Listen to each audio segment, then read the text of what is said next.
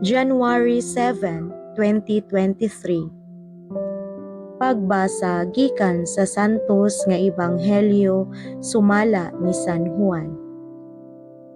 Sa ikatulo ka adlaw, may kasal didto sa lungsod sa Cana sa Galilea, ug didto ang inahan ni Jesus. Gidapit usab si Jesus ug ang iyang mga tinun-an.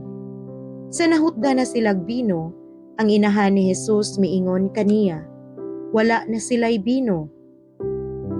Si Jesus mitubag, "Babay, ayaw akog tudloi kung unsay akong buhaton. Wala pa moabot ang akong panahon." Unya giingnan sa inahan ni Jesus ang mga sulugoon, "Buhatan ninyo bisan unsay iyang isugo kaninyo."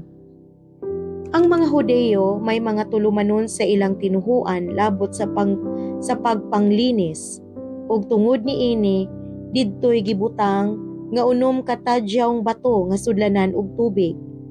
Ang matag usa sudlanan og kawhaan ngadto sa katluan ka galon nga tubig.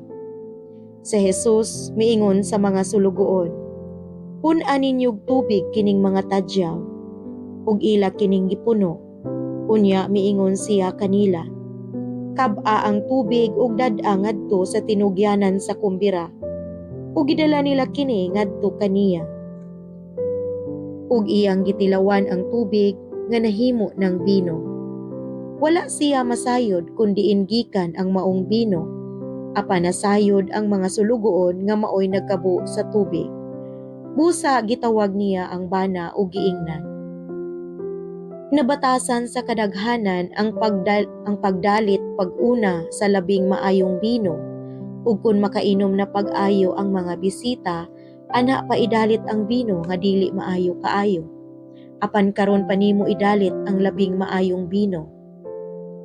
Gihimo ni Jesus kining una niyang milagro didto sa Cana sa Galilea. Didto gipadayag niya ang iyang himaya ug nanuo kaniya ang iyang mga tinun-an. Ang Ebanghelyo sa Ginoo.